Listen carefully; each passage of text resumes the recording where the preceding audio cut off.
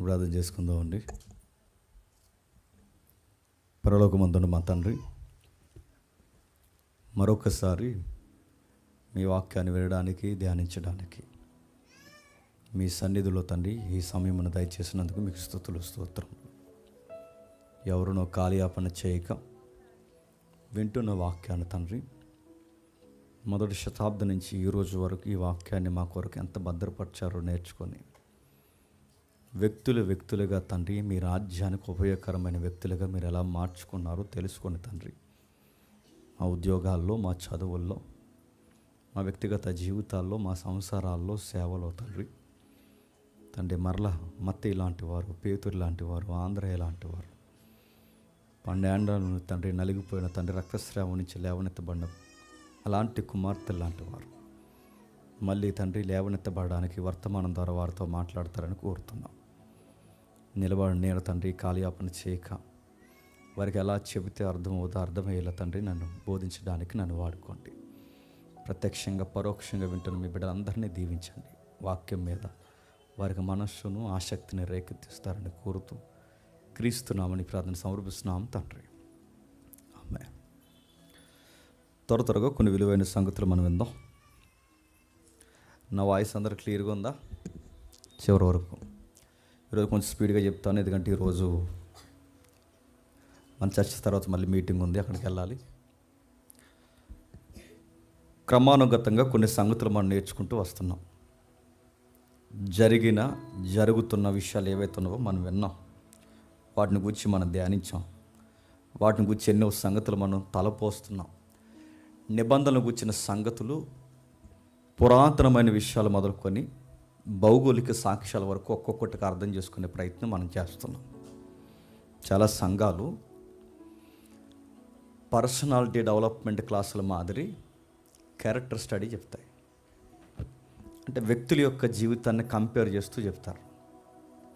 వాటిని ప్రసంగాలు అంటారు. వాటిని ప్రసంగం అంటే ఏంటంటే, మీకు బాధలు ఉన్నాయా, ఇబ్బందులు ఉన్నాయా, సమస్యలు ఉన్నాయా, నలిగిపోతున్నారా, యాచారిపోతున్నారా, సమాధానం లేక సొసైటీలో కొట్టుకుపోతున్నారా, అయితే రండి, అబ్రహామును దీవించిన దేవుడు మిమ్మల్ని కూడా దీవిస్తాడు. ఈ కంపారిజన్, పోలిక ప్రసంగాలు అంటారు వీటిని. కానీ మన ప్రసంగాలు కాదు.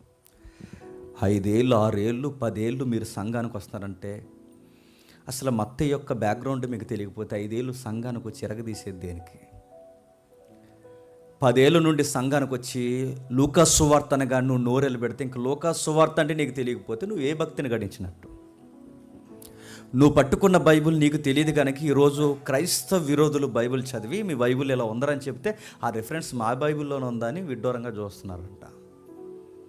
వాళ్ళకి సమాధానం చెప్పడానికి మిమ్మల్ని వాక్యం చదవమంటలేదు, కానీ మన బైబిల్ గొప్పతనం ఏంటో తెలుసుకోవాలి. రెండోది మన బాధ్యత, మన గురుతర బాధ్యత ఏంటంటే, ఏతు అడుగు ప్రతి వానికి సమాధానం చెప్పే సత్యము నీ దగ్గర ఉండాలి.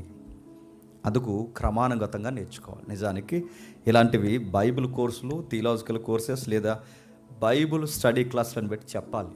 మనకు ఆ సౌలభ్యము, ఆ స్థలాలు మనకు ఇంకా కుదరలేదు కనుక ఈ సండే వర్షిప్నే, ఈ వేదికని మనం ఉపయోగించుకుంటున్నాం. కాబట్టి ఫాలో అవుదాం, జాగ్రత్తగా విందాం. గతించిన వారం మత్తయి సువార్తలోకి వెళ్ళే ముందు మత్తయి గారు అంటే ఏంటి తెలుసుకునే ప్రయత్నం చేస్తాం. మత్తయి గారి యొక్క ఉద్యోగం, మత్తయి గారి యొక్క పనిబాట్లు, మత్తయి గారి యొక్క స్థితిగతులు, మత్తయి గారి యొక్క మైండ్ సెట్, మత్తయి గారి యొక్క ఫైనాన్స్ అన్నీ చూస్తాం. ఆ మత్తయి గారిని ఆ రోజుల్లో సమకాలీన సమాజం వాళ్ళని ఎంత దేశించిందో చూసాం. ఆ రోజుల్లో వారి సుంకర్లు, ఆ సుంకర్లు అనగానే వాళ్ళని పట్టించుకునేవారు కాదు. వాళ్ళని పట్టించుకోకపోయేసరికి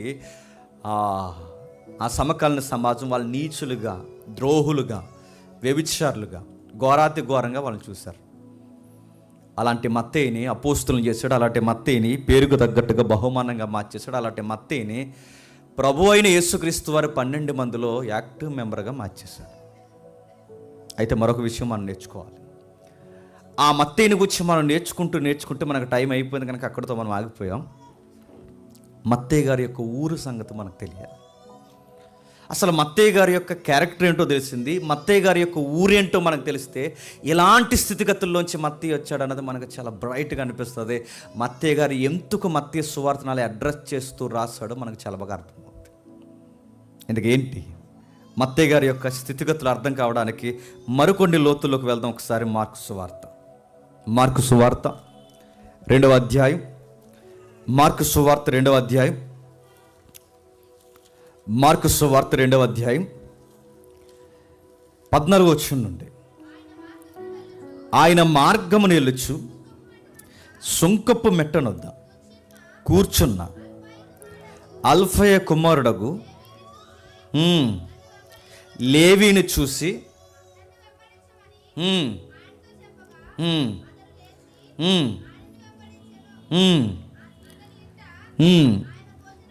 బాగా వినండి. ఇక్కడ లేవి అనగానే మనకు తెలుసు, గతించిన వారం యూదులకి ఇశ్రాయేలుకి సహజంగా 2 పేర్లు ఉంటాయి. మత్తయి గారికి ఉన్న మరొక పేరే లేవి. లేవి సుంకపు మెట్ట దగ్గర కూర్చున్నాడట. బాగా విందాం, ఎక్కడుంది ఈ సుంకపు మెట్ట? అదే 2వ అధ్యాయం మొదటి వచనం చూడండి.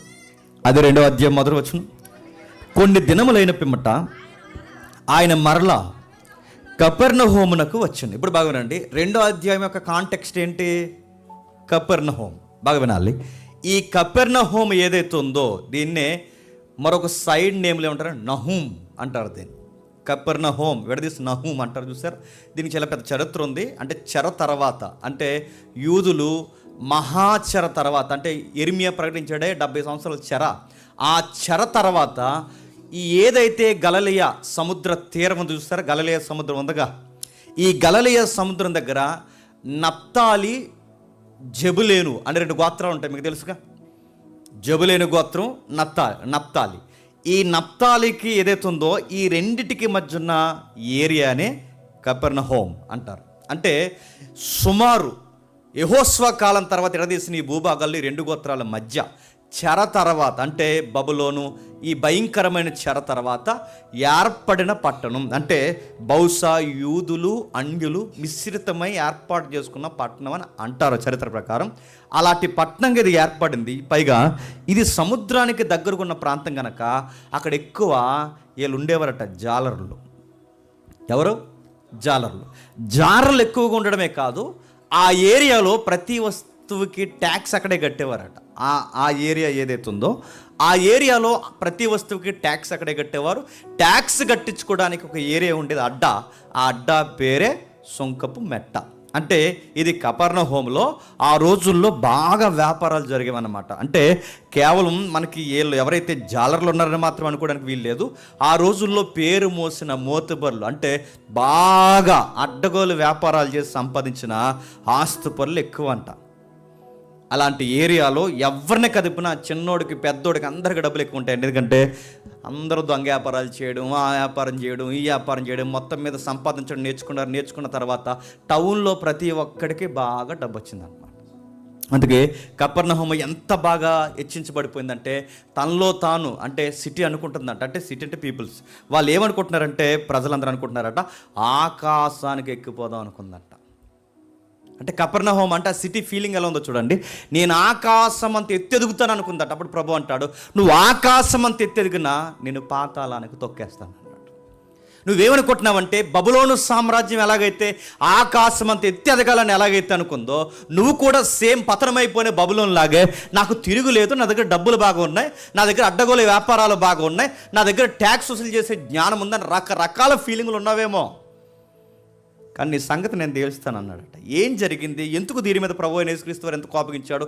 ఇలాంటి మోకమ్మడి సమాజం నుంచి మత్తయి గారు ఎలా పిలువబడాల్సి వచ్చింది అంటే ఏదో జరిగింది. ఒక మాటలో చెప్పాలంటే పెద్ద మినిస్ట్రీయే జరిగింది అక్కడ. ఏం జరిగింది, ఏం జరుగుతుందో ఒకసారి మనం చూద్దాం. జాగ్రత్తగా చూస్తూ ఒకసారి అదే మత్తయి సువార్త ఒకసారి చూద్దాం. మత్తయి సువార్త 4వ అధ్యాయం, మత్తయి సువార్త త్వరగా 4వ అధ్యాయం, మత్తయి సువార్త 4వ అధ్యాయం 12వ వచనం నుండి. మత్తయి సువార్త 4వ అధ్యాయం 12వ వచనం నుండి.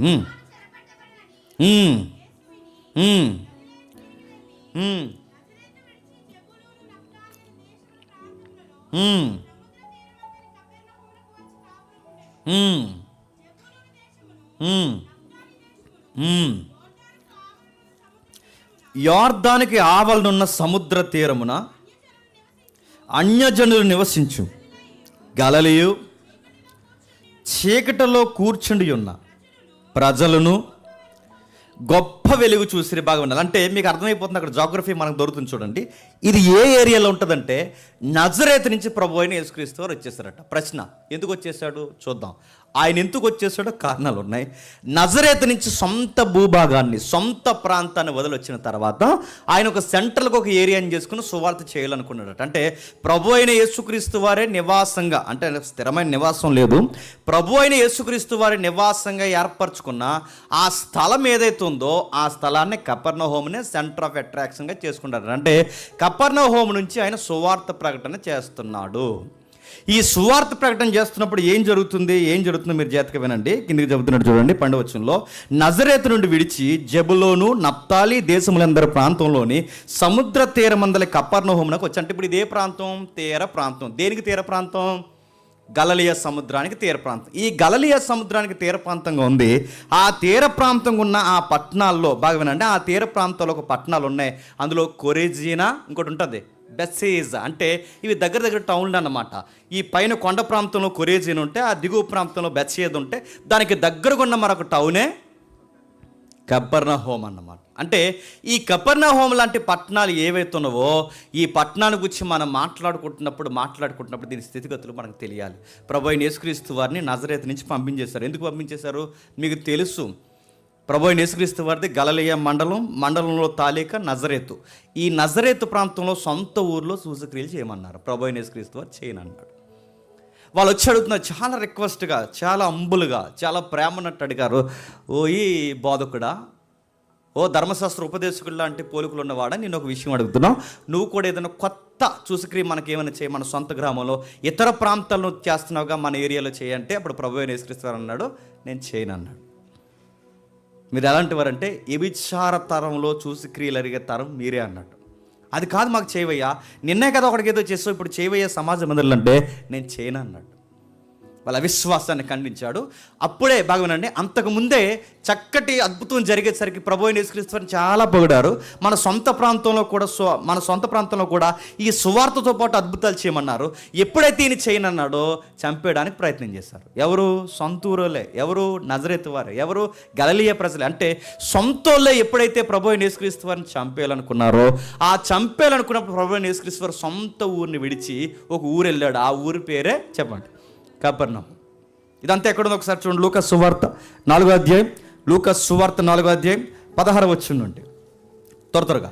లూకాసు సువార్త 4వ అధ్యాయం 16వ వచనం నుండి, తర్వాత ఆయన తాను పెరిగిన నజరేతునకు వచ్చెను.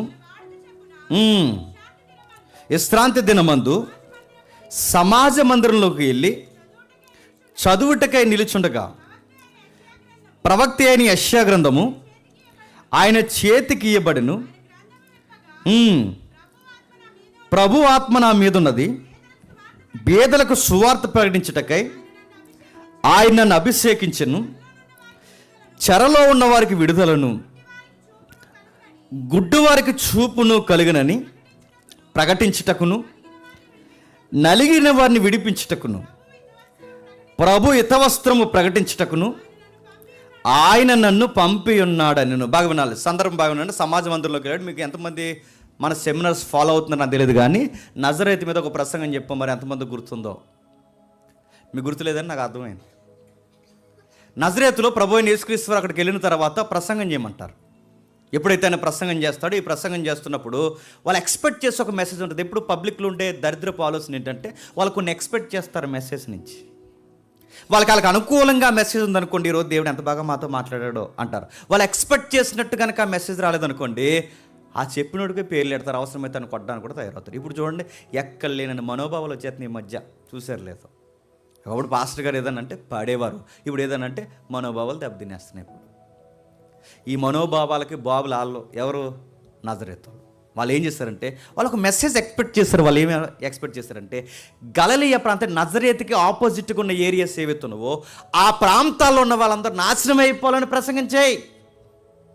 ఆ వివరణ నువ్వు ఆ యెషయా గ్రంథం 61వ అధ్యాయం చదువుతున్నాగా ఆ కిందే ఉంటుందంటే బూడిదకు ప్రతిగా చెప్పండి పూదండ. బూడిదకు ప్రతిగా పూదండ అంటే మన ఎనిమిస్ చాలా మంది ఉన్నారు. ఎవరున్నారు? ఈ గలిలయ ప్రాంతంలో ఉన్న పై ప్రాంతాల్లో ఎవరైతే ఉన్నారో వీళ్ళకి మనకి పడదు. నువ్వు ఈ వాక్యపట్నం ఏదైతే చదువు, ఈ వాక్యపట్నం చదివిన తర్వాత ఇదిగో వాళ్ళు నాశనం అయిపోతారని నువ్వు ప్రసంగం చేయాలంటే వాళ్ళ ఆ ప్రసంగంలో వాళ్ళ కంటెంట్ ఏం ఎక్స్పెక్ట్ చేస్తున్నారు తెలుసా? నజరేతు కాకుండా మిగిలిన ప్రాంతాలన్నీ నాశనం అయిపోవాలి, నజరేతు మాత్రమే వర్ధిల్లాలి, ఈ ప్రసంగాన్ని ఎక్స్పెక్ట్ చేశారు. ఎందుకంటే ఈ ఏదైతే పాత నిబంధన అధ్యాయం చదువుతున్నారో ఆ కింద అన్ని ప్రభు అయిన యేసుక్రీస్తు చదువుతారు. ఏం చదువుతారు? ఇదిగో ఆత్మ నా మీద ఉన్నది, బేదలకు సువార్త ప్రకటింపబడుతున్నది, అభిషేకం నాలో ఉన్నది, చెరలో ఉన్న వారికి విడుదల ఇస్తాను, గుడ్డి వారికి కళ్ళు ఇస్తాను, నలిగిన వారికి విడుదల ఇస్తాను, అంతా బాగానే చెప్తాడు. ఇత వస్త్రం కూడా ప్రకటిస్తానంటే సమాధాన వస్త్రం ప్రకటిస్తాను. కానీ అంతా చదివిన ఆయన యెషయా 61 అధ్యాయంలో అన్ని చదివిన ఆయన ఒకటి చదవడం.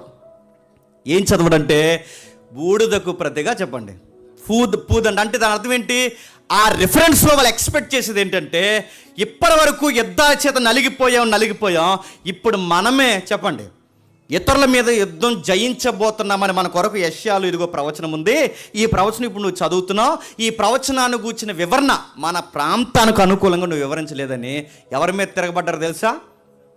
ప్రభు అయిన యేసుక్రీస్తు తిరగ. అంటే ఆయన ప్రసంగాలకు పేరెట్టారు, ఆయన భోజనానికి పేరెట్టారు, ఆయన నడకకి పేరెట్టారు, ప్రతి దానికి పేరెట్టారు. చివరికి ఆయన చేసిన అద్భుతాలకు పేరెట్టారు. చివరికి ఆయన చేసిన అద్భుతాలను కూడా పరీక్షించారు. సొంత ప్రజలు ఆయన అర్థం చేసుకోవడం మానేశారు, సొంత ప్రజలు తిరగబడడం ప్రారంభించారు. ఎంతగా తిరగబడిపోయారు? 27వ వచనంలో చూడండి ఒకసారి. మరియు ప్రవక్త అయిన ఎలీషా కాలమందు ఇశ్రాయేల్ అనేక మంది కుష్ఠరోగులు ఉండగా సిరియా దేశస్థుడైన నయమాను తప్ప మరి ఎవడనూ శుద్ధి నొందలేదని నేను మీతో చెప్పుచున్నాను, నిశ్చయముగా చెప్పుచున్నాను. సమాజ మందిరంలో ఉన్న వారందరూ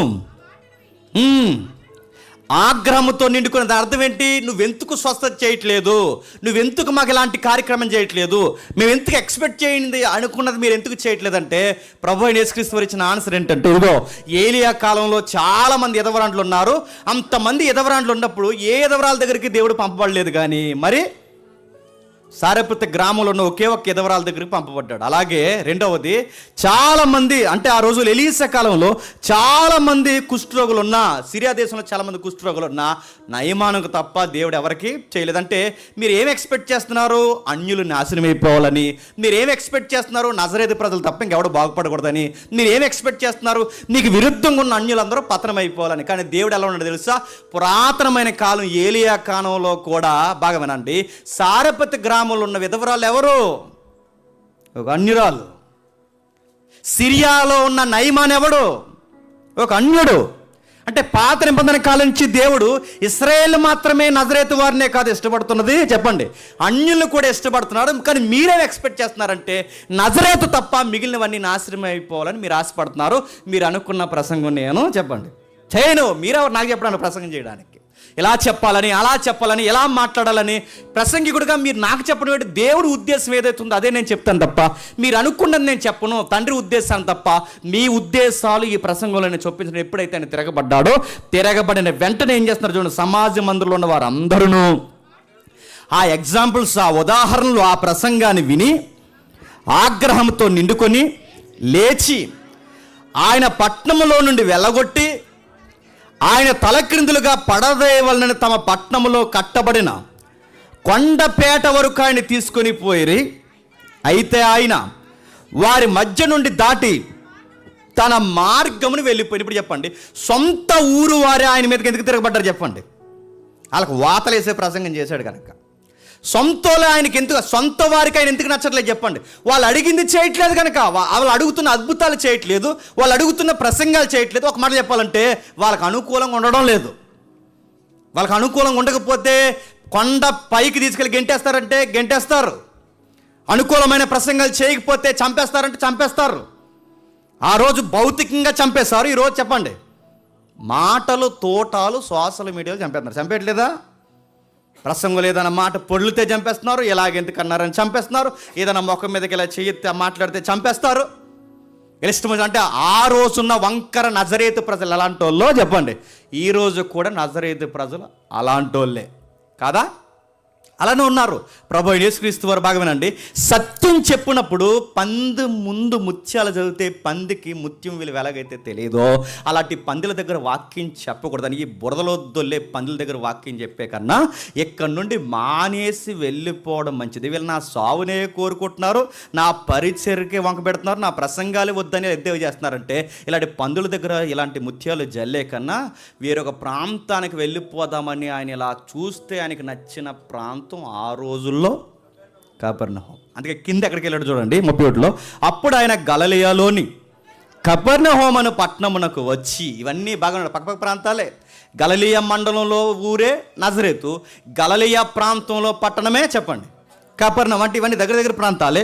ఆ కపెర్నహూమునకు వచ్చి చెప్పండి విశ్రాంతి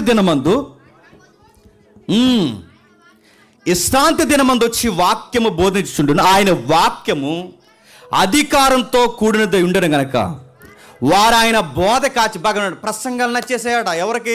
కపెర్నహూముకి. ఆయన బోధకు ఆశ్చర్యపడిపోయారట. రే భలే చెబుతున్నాడు రా, ఏం కమాండింగ్ ఉందిరా ఆయన వాక్యం అంటే. ఆయన వాక్యం బాగా నచ్చింది, ఆయన కమాండింగ్ బాగా నచ్చింది. ఒక అధికారి ఎలా బోధిస్తున్నాడా, శాసిస్తున్నాడు రా, భలే ఉందిరా, ప్రతి విషయాన్ని కార్నర్ చేసి మాట్లాడుతున్నాడని ఆయన వాక్యాన్ని గురించి ఆశ్చర్యపడ్డారట. గుసగుసలు మాట్లాడుకున్నారట. ఆ గుసగుసల్లో ఒక గుసగుసే మత్తయ్య గారి దగ్గరికి వెళ్ళింది. అలాంటి వార్తల్లో ఈ మౌత్ పబ్లిసిటీ ఒక పబ్లిసిటీయే చెప్పండి. మత్తయ్య గారి దగ్గరికి అందరూ భలే చెబుతున్నాడు రా, ఆశ్చర్యకరమైన మాటలు మాట్లాడుతున్నాడు. ఇలా మాట్లాడుతూ ఉండగా భాగమేనండి అన్నీ బాగా పెట్టున్నారు, అంత బాగా స్వీకరిస్తున్నారు. కానీ ప్రసంగాలు విని ఆశ్చర్యపడ్డారు, బోధన విని ఆశ్చర్యపడ్డారు, ఆయన అధికారంతో మాట్లాడుతున్న బోధన విని ఆశ్చర్యపడ్డారు. కానీ ఎక్కువ అద్భుతాలకు అలవాటు పడ్డారట. ఇంకా ఏం చేశారు? ఇంకేమైనా ఉన్నాయి ఇక్కడ ఈ కపెర్నహూం ప్రాంతంలో ఇంకా హైలైట్స్ ఏమైనా ఉన్నాయంటే చాలా ఉన్నాయి. మత్తయ్య గారు సొంతూరు కపెర్నహూమే. నెక్స్ట్ పేతురు గారి యొక్క నివాస స్థలం కూడా కపెర్నహూమే. వాళ్ళ బ్రదరు ఆంద్రేయ గారిది కూడా ఇదే ఊరు. ఒక మాటలు చెప్పాలంటే ఆ ఊరు నుంచి చాలా ఉన్నతమైన వ్యక్తులు, ఉన్నతమైన కార్యక్రమాలు జరిగాయి. కపెర్నహూం అనేది ఆ రోజుల్లో ట్యాక్స్ కట్టడానికి ఎడ్డగా పనిచేస్తున్న ఏరియా, అంటే తలకాయలో ఉంది. ఆ ఏరియా నుంచి ఆ రోజుల్లో మత్తయ్య వచ్చాడు, పేతురు వచ్చాడు, ఆంద్రేయ వచ్చాడు. ఇంకా ఎలా ఉన్నారు? ఇంకా ఏం జరిగాయి అక్కడ? అనేకమైన అనేక మందికి శతాధిపతిగా ఉన్న శతాధిపతి దాసుని కూడా అద్భుతాలు అద్భుత కార్యాలు కూడా ఆ పట్టణంలోనే జరిగాయి. ఇంకా మీకు బాగా అర్థం కావాలంటే ఒకసారి టకాటకమని కొన్ని విషయాలు చూసి మనం త్వరగా ముగిద్దాం. ఒకసారి మార్కు సువార్త చూడండి. మార్కు సువార్త కొన్ని అద్భుతాలు చూసుకుంటూ వెళ్ళిపోదాం. మార్కు సువార్త మొదటి అధ్యాయం 30 వచనం నుండి. మార్కు సువార్త మొదటి అధ్యాయం 30 వచనం నుండి. ఎవరట? సీమోను అత్త జ్వరముతో పడి ఉండగా, సరిగా చదవండి లేదా చదవడం మానేయండి.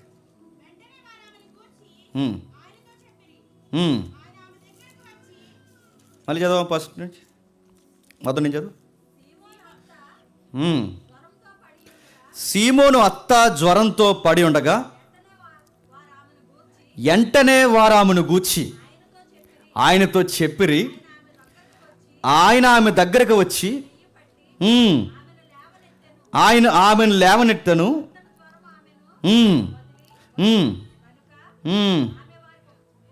అస్సలు ఆడవాళ్ళు చదవద్దు, మగవాళ్ళు చదవ.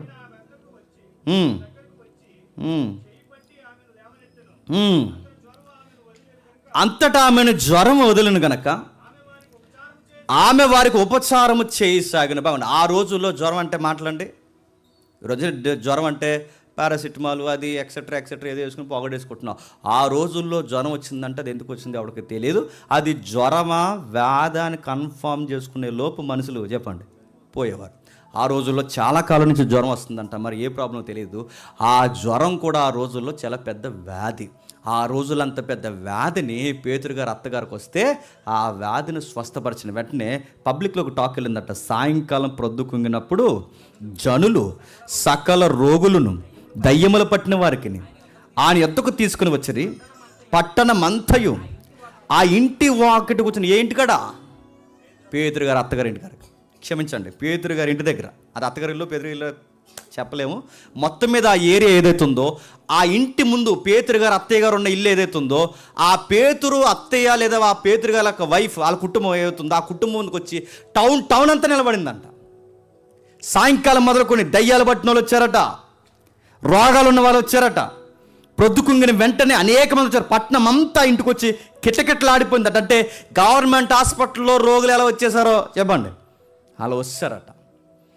కిందకి రాసిన చూడండి, ఆయన నానా విధములైన రోగముల చేత పీడింపబడిన అనేకులను స్వస్థపరిచి అనేకమైన దయ్యములను ఎలగొట్టెను. అవి తన్ను ఎరిగి ఉండినందున ఆ దయ్యములను మాటలాడనీయలేదు. ఆయన పెందల కడని లేచి ఇంకా చాలా చీకటి ఉండగా, అక్కడ చదువుతున్నప్పుడు మీరు జాగ్రత్తగా వినండి, మనకు అర్థమవుతుంది. అనేకమైన రోగాలు వదిలించేశాడు, అనేకమైన దయ్యాలు వదిలించేశాడు. ఇక అర్థం కాని అనేకమైన భయంకరమైన కుష్టి వ్యాధులు, మీరు తర్వాత చదవండి రెఫరెన్స్కి వెళ్ళిన తర్వాత, అనేకమైన కుష్టి వ్యాధిగ్రస్తులను కూడా స్వస్థత పంచాడు. ఒకటి కాదు, రెండు కాదు, ఇన్ని అద్భుతాలు చేస్తున్నప్పుడు టౌన్ అంతా ఎలా అయిపోయింది చెప్పండి, సేక్ అయిపోయి పిచ్చిదైపోయిందంట రోజు పట్టణం అంతా. అరే ఏంటి అద్భుతాలు, తీరని రోగాలు పోతున్నాయి, మానసిక రుగ్మతలు పోతున్నాయి, దయ్యాలు వదిలిపోతున్నాయని ఒకటి కాదు, రెండు కాదు, అనేకమైన స్వస్థతలు చేస్తూ అనేకమైన దయ్యాలు వెళ్ళగొడుతున్నాయి. అంటే టౌన్ అంతా గుప్పను మాట్లాడుకుంటుంది. నజరేతు నుంచి వచ్చాడు ప్రభు అయిన యేసుక్రీస్తు వారట. ఆ వచ్చిన ఆయన ఇదిగో పేతురాల ఇంటి దగ్గర ఉన్నాడట. ఆ పేతురు ఇంటి దగ్గర ఉన్న ఆయన చాలా ఉన్నతమైన మాటలు మాట్లాడుతున్నాడట.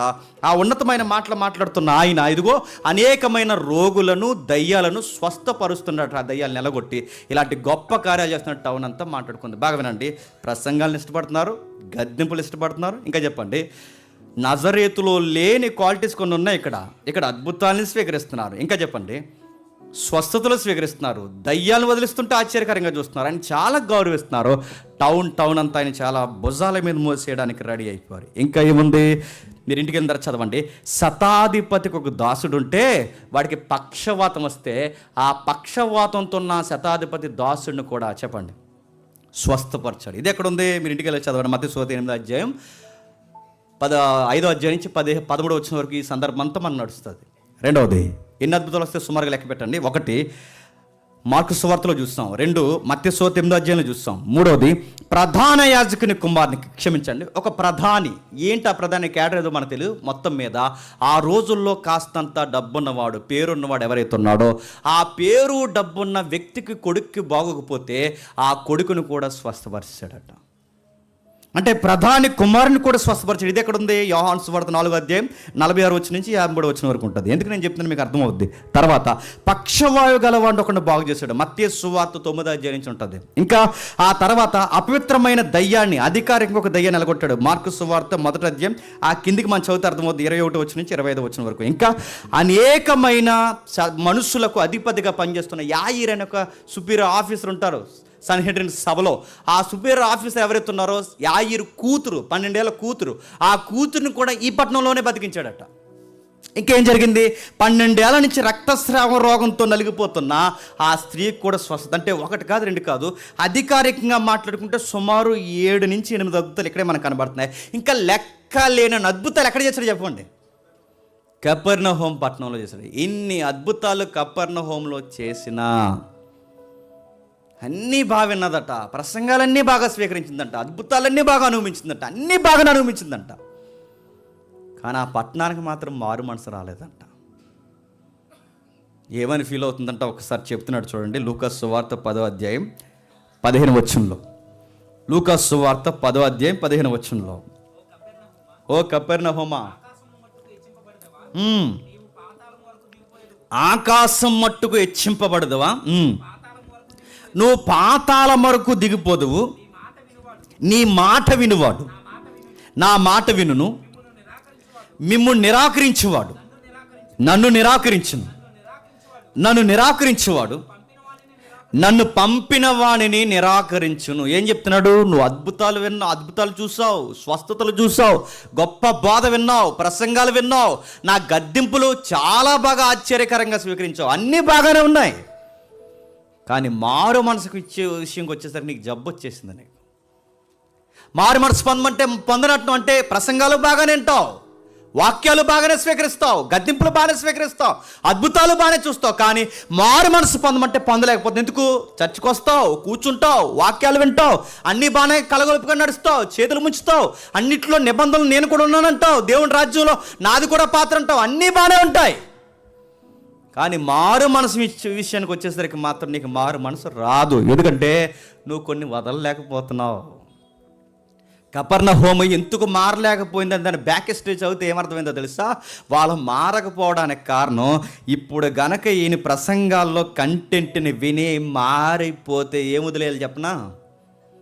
వాళ్ళు దొంగ వ్యాపారాలు వదిలేయాలి.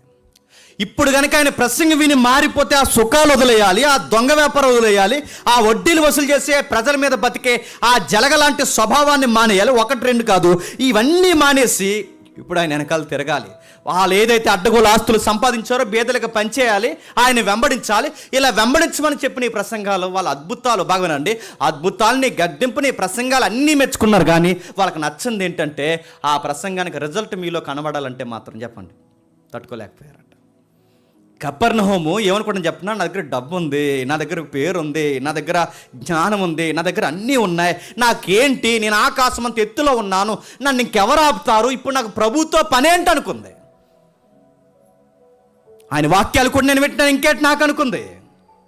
చాలామందికి ఫీలింగ్ ఏంటి చెప్పినా, వాక్యాలు మేము చాలా బాగా వింటామండి, 24 hours వింటామండి, రోజంతా వింటామంటే వింటావులే, ఆ విన్న వాక్యానికి ఏమైనా స్పందన ఉందా? అద్భుతాలు మేము చాలా అనుభవించామంటే అవును, నీ జీవితంలో నీ కళ్ళ ముందు చాలా అద్భుతాలు అనుభవించావులే, కానీ ఆ అద్భుతానికి సంబంధించిన మారు మనసు ఆయన ఎక్స్పెక్ట్ చేస్తున్నాడు, నీ దగ్గర వచ్చిందా? కపెర్నహూములో ఎందుకు వారు మారు మనసు పొందలేకపోయారంటే, ఇప్పుడు ఈయన నమ్ముకుంటే ఆ వ్యాపారాలు మానేయాలి, ఇప్పుడు ఆయన నమ్ముకుంటే వాళ్ళ చీకటి వ్యాపారం పూర్తిగా పక్కన పెట్టాలి, ఇప్పుడు ఆయన నమ్ముకుంటే సుఖాలు వదిలేయాలి, ఇప్పుడు ఆయన నమ్ముకుంటే పొరుగు వారిని ప్రేమించాలి, ఇప్పుడు ఆయన నమ్ముకుంటే ఇతరులు కూడా అందరినీ సమానంగా చూడాలి, ఇప్పుడు ఆయన నమ్ముకుంటే ఇతరుల దగ్గర అడ్డగోలుగా సంపాదించే సంపాదన అనేసి మానేసుకోవాలి. ఇవన్నీ మానేసే కన్నా చెప్పండి ఆయన్నే చూసి చూన్నట్టు వదిలేద్దాం అనుకున్నారట. అప్పుడు ప్రభు బాధపడ్డాడు. ఎంత బాధపడి మాట్లాడుతున్నాడు చూడండి ఒకసారి. ఆయన ఎంత బాధపడుతున్నాడు. అదే అధ్యాయం మనం చదివేంగా 10వ అధ్యాయం కిందికి, అదే లూకా సువార్త 10వ అధ్యాయం. ఓ కపెర్నహూమా, ఆకాశం మట్టుకు హెచ్చింపబడుదువా, నువ్వు పాతాళం వరకు దిగిపోదువు, నీ మాట వినువాడు నా మాట వినును, మిమ్మల్ని నిరాకరించేవాడు నన్ను నిరాకరించును, నన్ను పంపిన వాడిని నిరాకరించి. నా ప్రసంగాలు వినేవాళ్ళు కాదు నాకు కావాల్సింది, నన్ను అంగీకరించే వాళ్ళు కావాలి. నా అద్భుతాలకి జేగొట్టేవారు కాదు కావాల్సింది, నా అద్భుతం కన్నా గొప్ప అద్భుతంగా మారిపోయే మనుషులు నాకు కావాలి. మాట్లాడుతూ ఏమన్నాడు చూడండి, పైకి వెళితే, అయ్యో కొరెజీనా, అయ్యో బెత్షెదా, మీ మధ్య చేయబడిన అద్భుతములు తూరు సిదోను పట్టణంలో చేయబడిన ఆ పట్టపు వారు పూర్వపు గతి, గోనిపట్ట కట్టుకొని బూడిద వేసుకుని కూర్చోండి, మారు మనసు పొందరు, వాళ్ళకన్నా ఎక్కువగా మీ మధ్య నేను చేశాను. ఓ బెత్షెదా, ఓ కొరెజీనా, కింద కట్టినాడు. ఓ కపెర్నహూమా, పేతురు అత్తను బాగుపరచాను చూశారు మీరు కళ్ళతో, కుష్ఠరోగులు స్వస్థపరచాను చూశారు మీరు కళ్ళతో, సమాజ మధ్యలో నిలబడి దేవుని ఆవేదన వాక్యాన్ని నేను మీ మధ్య పంచుకుంటున్నప్పుడు నా ఆవేదన, నా తండ్రి ఆవేదన మీరు చూశారు నా కళ్ళల్లో. 1, 2 శతాధిపతి కొడుకుని బాగు చేశాను, దాసుని బాగు చేశాను, 12 ఏళ్ల రక్తస్రావ రోగంతో నశించిపోతున్న ఆ తల్లిని బాగుపరచాను. ఇంకా ఇదిగో అనేక మంది ఎవరైతే అపవిత్రాత్మలతో పీడింపబడుతున్నారో అపవిత్రతలు పోగొట్టే వాళ్ళని పవిత్రులుగా మార్చేశాను. 1, 2 యాయిరు కూతుర్ని బతికించాను. 1 కాదు 2 కాదు, ఇన్ని అద్భుతాలు నేను తూరు సిదోను ప్రాంతాల్లో పూర్వం చేసిన, అక్కడ వరకు ఎందుకు సొదొమ గొమొర్రాల ప్రాంతాల్లో నేను చేసిన, ఆ పట్టణాలైనా మారు మనసు పొందినేమో. కానీ గుర్తుపెట్టుకోండి, ఆ పట్టణాలు విమర్శ దినమందు వాళ్ళకైనా కొంచెం వాదార్పు దొరుకుతుందేమో, కానీ దానికన్నా గట్టి పనిష్మెంట్ ఎవరికుంటే చెప్పనా, ఓ ఈ బెత్షెదా, ఓ ఈ కొరాజీనా, కపెర్నహూమా, మీకు చాలా ఘోరంగా ఉంటుంది పనిష్మెంట్ అన్నాడు. ఇప్పుడు గుర్తుపెట్టుకోండి, ప్రసంగాలు వినడం వేరు, లోతైన వాక్యాలు వినడం వేరు. నేను బెదిరించట్లేదు, గుర్తుపెట్టుకోండి. 5 ఏళ్ళు 6 ఏళ్ళు 10 ఏళ్ళు వచ్చి మీకు వాక్యం ఎంత బాగా తెలిస్తే అంత బాగా ప్రతిఫలం మీలో కనబడలేదో, సొదొమ గొమొర్రా తూరు సిదోను ప్రాంతాల కన్నా మన భవిష్యత్తు ఘోరంగా ఉంటుందని గుర్తుపెట్టుకోండి. ఎన్నో అద్భుతాలు. నీ పుట్టుక ఒక అద్భుతం, నీ కుటుంబంలో నీ పిలుపు ఒక అద్భుతం, నీ నడవడిక అద్భుతం, నీ ఉద్యోగం ఒక అద్భుతం, నీ పరిస్థితులు ఒక అద్భుతం, నీ పిల్లలు పుట్టుక ఒక అద్భుతం, నీ భార్య ఒక అద్భుతం. నీ జీవితం ఎన్ని అద్భుతాలు చేశాడు. నీ రోగాలు, నీ స్థితిగతులు, నీ ఫైనాన్స్ ఒక్కట ఇన్ని అద్భుతాలు చేసినా, ఇన్ని ప్రసంగాలు నువ్వు వింటున్నా, వారం వారం కూర్చోబెట్టేది ఈ రెఫరెన్స్ ఇది, ఈ రెఫరెన్స్ అది, దీని చరిత్ర ఇది, దీని జాగ్రఫీ ఇదని, ఇలాంటి వాక్యాలు నీకు ఎంత బోధిస్తున్నావు. నువ్వు ఇలా అయినేసి ఇలా వదిలేసి కొన్ని నువ్వు ఇంకా వదులుకోకుండా నీ వ్యాపారము, నీ చీకటి బంధాలు కొన్ని ఏవైతే ఉన్నావో, ఈ దుర్మార్గమైన చర్యలు, పాపం, రోత, నీచమైన కార్యాలు వదలకుండా ఇంకా నువ్వు అలా కొనసాగుతూ నాకేంట్లే ఫైనాన్షియల్గా సాగిపోతుంది, ఆరోగ్యంలో బాగుంది, అంతా నడుస్తుంది, ఫ్రెండ్ సర్కిల్ ఉంది అని అనుకుంటున్నావు. ఏమో ఇలానే అనుకుందంట. ఏ పట్టణం చెప్పండి? దాన్ని చూపిస్తూ నీకు నాకు చెప్తున్నాడు. వాళ్ళ డబ్బు వాళ్ళని పాడు చేసింది, వాళ్ళ సుఖాలు వాళ్ళని పాడు చేసినాయి, వాళ్ళ లగ్జరీ లైఫ్ వాళ్ళని పాడు చేసింది, ఒక ప్రసంగాన్ని అర్థం చేసుకునే స్థితి మాకుందన్న విషయాలు వాళ్ళని పాడు చేసినాయి. పూర్తిగా పాడైపోయారు. ఎంత పాడైపోయారంటే ఇన్ని అద్భుతాలు కళ్ళ ముందు చూసిన వీళ్ళ బుర్రలకు ఎక్కలేదు. పట్టణం అంతా ఎంత వైభాగ్యంగా ఉండేదో పూర్వం ఒకసారి మీరు చూడండి. ఎంత అద్భుతంగా ఉండేది ఆ పట్టణం, ఎంత అద్భుతంగా ఉన్నాడో. ప్రభు అన్నాడు నాశనం అయిపోతారన్నాడు. ప్రారంభం అంతే, నాశనం అయిపోతారు. ఎంత అద్భుతంగా ఉండేదో ప్రారంభం. ఆ మొదటి శతకం దొరకలేదా? ప్రస్తుత పట్టణ పరిస్థితి చూడండి ఎంత ఘోరంగా. రాళ్ళు అయిపోయినాయి, రప్పలు అయిపోయినాయి, చెట్లు మొలిచేసాయి. నెక్స్ట్ ఇమేజ్ ఘోరాతి ఘోరంగా మారిపోయింది. నాశనం అయిపోతావు అన్నాడు. వాక్యం విని విని విని విని ప్రసంగాలు విని విని విని నీ దేవుడిని జీవితంలో అద్భుతాలు చేసి చేసి చేసి ఒకవేళ ఎంత విన్నా మారు మనసు లేకపోతే పరిస్థితి అలా కూడా గుర్తుపెట్టుకోండి. ఆ రోజు ప్రభు చెప్పాడు, 2000 సంవత్సరాల తర్వాత ఆ పట్టణం పరిస్థితి ఏంటో ఈరోజు మనకు చూపిస్తున్నాడు. చూడదుగో మహాపట్నం, ఆకాశానికి ఎక్కిపోదాం అనుకున్న పట్టణం, గెద్దంత ఎత్తులో ఎగురుదాం అనుకున్న పట్టణం, పక్షిరాజులాగా అడవికి సింహంలాగా ఫీల్ అయిన పట్టణం, ఫైనాన్స్లో లగ్జరీలో బాగా సుఖపడిపోయిన పట్టణం ఎందుకు పాడైపోయింది అంటే కారణం ఒకటే, అద్భుతాలు చూసి మారలేనందుకు పాడైపోయింది, ప్రసంగాలు విని మారలేనందుకు పాడైపోయింది, పనికి మన గుసగుసలు పెట్టుకున్నందుకు పాడైపోయింది, లేనిపోని సుఖాలకు అలవాటుపడినందుకు పాడైపోయింది. ఏమైపోయింది? ప్రభు చెప్పాడు, ఇదిగో సొదొమ గొమొర్రా పట్టణం కన్నా ఘోరమైపోతారు. ఏమైపోయింది? ఈరోజు టర్కీకి నైసర్గికంగా గలిలయకి దగ్గరగా ఈరోజు ఎక్కడుంది కపెర్నహూము అంటే ఇదిగో రాళ్ళు రప్పలతో మిగిలిపోయింది. ఆ రోజు ఆయన చెప్పాడు, ఈరోజు కళ్ళ ముందు మనకు కనబడుతుంది. కానీ అద్భుతం ఏంటి చెప్పనా? ఎంతమంది మారలేని మనుషులు, ఎంతమంది మూర్ఖులు, ఎంతమంది సుఖభోగులు, ఎంతమంది దొంగ వ్యాపారాలకు అలవాటు పడిపోయిన మనుషుల మధ్య అందులోంచి 3 అపోస్తులు వచ్చారంట.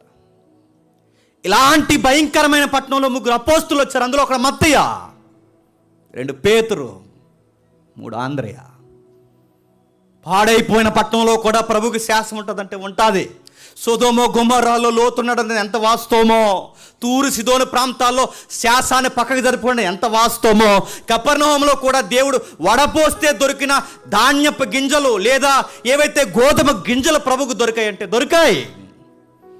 12 ఏళ్ల రక్తస్రావంతో నలిగిపోయిన ఆ గోధుమ గింజ దొరికింది, పేతురు అనే గోధుమ గింజ దొరికింది, మత్తయ్య అనే గింజ దొరికింది, ఇదిగో ఆంద్రయ అనే గోధుమ గింజ దొరికింది. శతాధిపతి కుమారుడు దొరికాడు, ప్రధాన యాజకుని కుమారుడు దొరికాడు, అపవిత్రాత్మ చేత పోగొట్టుకోబడిన అనేక మంది దొరికారు. ఒకరే ఇద్దరా?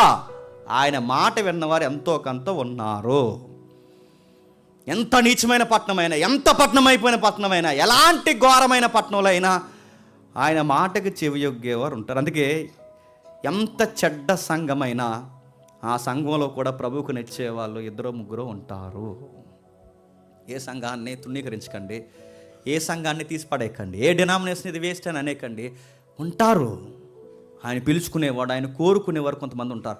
మాదే గొప్ప సంఘం అని ఫీల్ అవ్వకండి. కొన్ని సంఘాల్లో, కొన్ని ప్రాంతాల్లో, కొన్ని భయంకరమైన ఏరియాల్లో కూడా దేవునికి నచ్చే వాళ్ళు ఉంటారు. ఏరియాని బట్టి మనుషులను డిసైడ్ చేయకండి, డినామినేషన్ నేమ్ బట్టి వీళ్ళు ఇదని డిసైడ్ చేయకండి. కానీ దేవుడు ఇష్టపడేవారు, పిలుచుకునేవారు చెప్పండి కొంతమంది ఉంటారు. పిలుచుకున్నాడు, ఎంత అద్భుతంగా పిలుచుకున్నాడు. మత్తేని బహుమానంగా మార్చాడు, పేతుర్ని బండగా నిలబెట్టాడు, ఆంద్రయనే పేతురికి పిలుపుగా, ఏజెంట్గా, పైలట్గా మార్చేసుకున్నాడు. ఒకటా రెండా? గొప్ప అద్భుతాలు చేశాడు. అనేక సంవత్సరాల నుంచి అద్భుతాలు జరిగిన మారని ఆ ప్రపంచంలో లేదా కపెర్నహూము ప్రపంచంలో ఎవరు మారారంటే ఇదిగో ప్రధానమైన వ్యక్తులు మారారు. మత్తయి ఇలాంటి బ్యాక్గ్రౌండ్ నుంచి వచ్చాడంటే అవును, ఎవ్వరు మారలేని బంధువుల మధ్య, ఎవ్వరు మారలేని సమకాలికుల మధ్య, ఎవ్వరు మారలేని తన తోటి సమాజం మధ్య నేను మారానయ్యా అని బాధపడినాడు. ఎవరు తెలుసా? మత్తయ్య. నేను మారాను, దావీదు కుమారుడా నేను మారానని ఏడ్చింది ఎవరు తెలుసా? పేతురు. నేను కూడా మారిపోయాను, బాప్టిజం ఇచ్చి యోహాను మా గురువు గారు చెప్పారని మారిపోయింది ఎవరు తెలుసా? ఆంద్రేయ. మా సమాజం మారినా మారకపోయినా, మా కులం మారినా మారకపోయినా, నా ఈది మారినా మారకపోయినా, నా దొంగ వ్యాపారస్తుల్లో నా సమకాలీన ఉద్యోగస్తులు మారినా మారకపోయినా, నా తోటి వ్యాపారస్తులు మారినా మారకపోయినా, నాకు ఎవరు తోడున్నా లేకపోయినా, ప్రభువా నువ్వు నన్ను పిలుస్తావు చెప్పండి, నేను మారిపోయాను ప్రభువా, మారిపోయాను. ఎక్కడైనా బయటికి వెళ్ళడానికి, ఊరు వెళ్ళడానికి ఎక్కడైనా తోడు కోరుకోండి, కానీ దేవుడి దగ్గరికి రావడానికి మాత్రం ఏ తోడు కోరుకోకండి. నీ తోడు ఆయనే. ఆయన దగ్గరికి రా, దినమెల్లా చేతులు పెట్టి చేతులు చాపి పిలుస్తున్నాడు ఆయన. నడినెత్తి మొదలుకొని అరికాల వరకు నలిగిపోయిన మనందరినీ పిలుస్తున్నాడు. మత్తయి కన్నా ఘోరంగా పతనం అయిపోయినా పర్లేదు, రా నేను బాగుపరుస్తాను. కపెర్నహూము కన్నా ఘోరంగా పతనం అయిపోయినా పర్లేదు, రా నేను మళ్ళీ మహాపట్నంగా మార్చేస్తాడు. ఆ ఏరియా నుంచి వచ్చాడు మహానుభావుడు, పశ్చాత్తాపడిపోయాడు. సంపాదించిందంతా వదిలేసుకున్నారు, పేదలకు పనిచేశారు. మమ్మల్ని ఏం చేయమంటావు ప్రభు అంటే, ప్రభు ఒక మాట అన్నాడు, ఫాలో మీ. ఇప్పటివరకు మీ ఏరియాలో చేపలు పట్టడం ఫేమస్, ఈరోజు నేను చెప్తున్నాను, మనుషులను పడదాం రండి అన్నాడు ఆయన. మనుషులను పట్టుకుందాం రా మత్తయ్య, పేతురు, ఆంద్రేయ, మనుషుల్ని పట్టుకుందాం రండి, మనుషుల్ని మారు మనసులో పట్టుకుందాం రండి, మనుషుల్ని నిలబడదాం రండి. చెదిరిపోయి నశించిపోతున్న అనేక మంది ఆత్మలు ఉన్నారు, పట్టుకుందాం రండి. టీంను ఫామ్ చేశాడు. ఆ బ్యాక్గ్రౌండ్ నుంచి వచ్చాడు. మత్తయి సంబరపడిపోయాడు. ఒక మాట నిర్ణయించుకున్నాడు, నన్ను పిలిచిన దేవుడు నా జాతిని కూడా పిలుస్తున్నాడు. నా జాతి అనుకుంటున్నారు నజరేతుకి సంబంధం లేదనుకుంటున్నారు, నా జాతి అనుకుంటున్నారు యూదులకి సంబంధం లేదనుకుంటున్నారు, నా జాతి అనుకుంటున్నారు గలిలయకు దూరంగా ఉన్నవాడు అనుకుంటున్నారు. నా జాతి ప్రజలకి నా రాజుని నేను పరిచయం చేయాలనుకున్నాడు. అంతే నిర్ణయించుకున్నాడు. దొంగ సువార్తలు పెట్టేయకపోతున్నప్పుడు సువార్త ఒక పుస్తకం రాయాలనుకున్నాడు. ప్రతి రెఫరెన్స్లో, ప్రతి అధ్యాయంలో ఎవరిని అడ్రస్ చేసుకున్నాడు తెలుసా? ల్యాండింగ్ వస్తున్నప్పుడు ఈయనెవరో కాదు యూదుల రాజు, ఈయనెవరో కాదు ఇశ్రాయేలు రాజు, ఈయనెవరో బయటోడు అనుకోకండి, అన్నిల దగ్గరికి పోయాడు అనుకోకండి. ఈయనెవరో కాదు మన మనిషి, మన స్వజనుడు, మన రాజు. సుమారు 100 పాత నిబంధన వచనాలు, బాగా వినండి, సుమారు 100 పాత నిబంధన వచనాలు కోట్ చేశాడు. 100కు పైనే సుమారు 135 వరకు పాత నిబంధన రెఫరెన్స్ అన్నీ కోడీకరించారు. ఏ సువార్తలో కోట్ చేయలేని రెఫరెన్స్ ఎవరు కోట్ చేశారో తెలుసా? మత్తయ్య గారే కోట్ చేశారు. ఎందుకని రెఫరెన్స్ కోట్ చేశారంటే మత్తయ్య గారి ఉద్దేశం ఒకటే, ఈయన ఎవరో దూరస్తుడు కాదు, చెప్పండి, మన సమీపస్తుడు, మన రాజు ఆయన. అందుకే చూడండి, ప్రతి దిక్కున నెల ఎక్స్పోజ్ చేశాడు. చూడండి ఒకసారి, అదే మత్తయి సువార్త త్వరగా మత్తయి సువార్త 5వ అధ్యాయం, మత్తయి సువార్త 5వ అధ్యాయం, క్షమించండి 10వ అధ్యాయం 5-6 వచనాలు.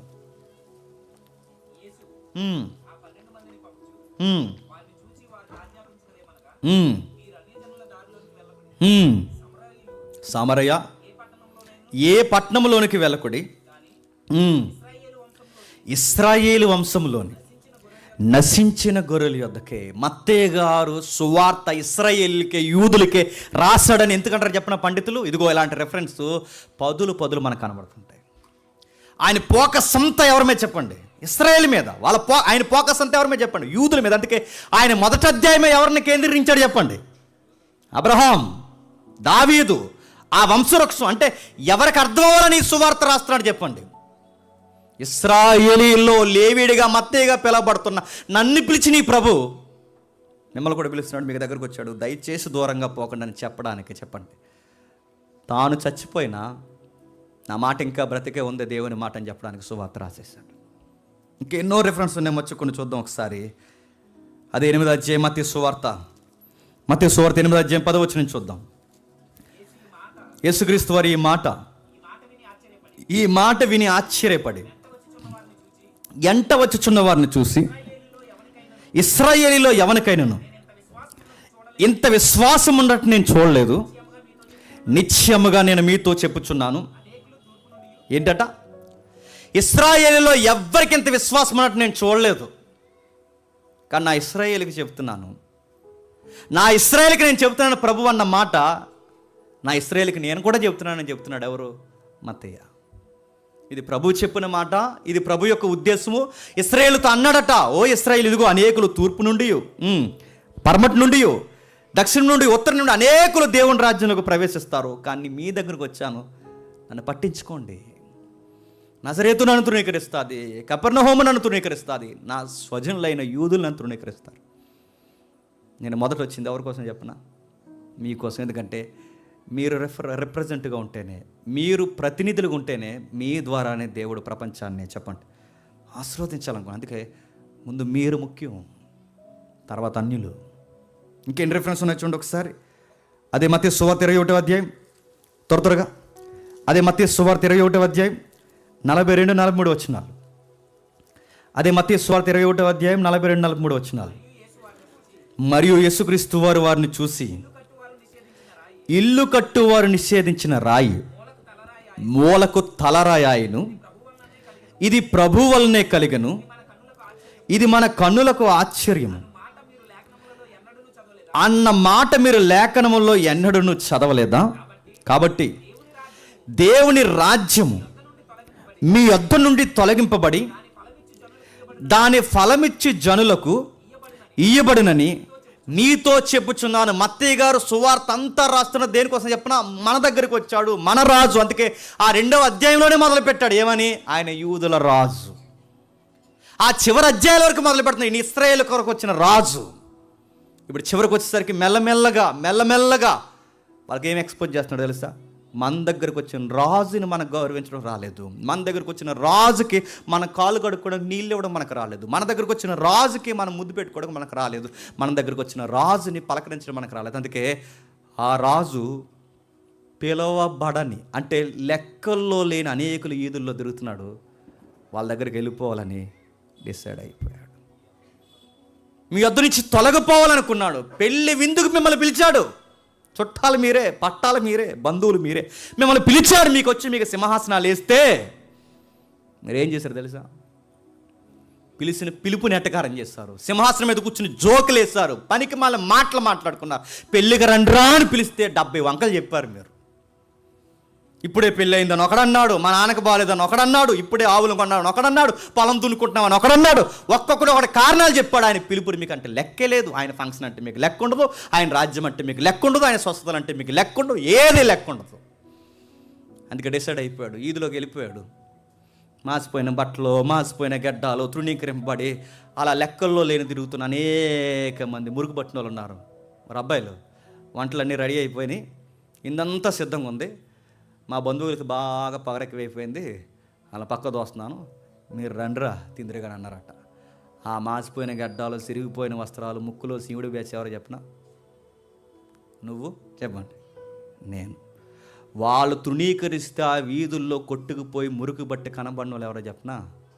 మనమే. మత్తయి గారు సువార్త ఎలా చేస్తున్నాడు చూడండి. మన దగ్గరకు వచ్చిన రాజుని మనం పట్టించుకోవడం మానేస్తాం, మన దగ్గరకు వచ్చిన రాజుని మనం గౌరవించడం మానేస్తాం, మన దగ్గరకు వచ్చిన రాజుని మనం అర్థం చేసుకోవడం మానేస్తాం. అందుకే ఆయన అర్థం చేసుకునే వాళ్ళని ఎత్తుక్కుంటూ వెళ్ళిపోయాడు. చివరి అధ్యాయం ఏం రాస్తున్నాడు చూడండి, ఎంత హృదయం భారంగా అనిపిస్తుందో. ఒక్క వచనం చూసి చివరి అధ్యాయంకి వెళ్దాం.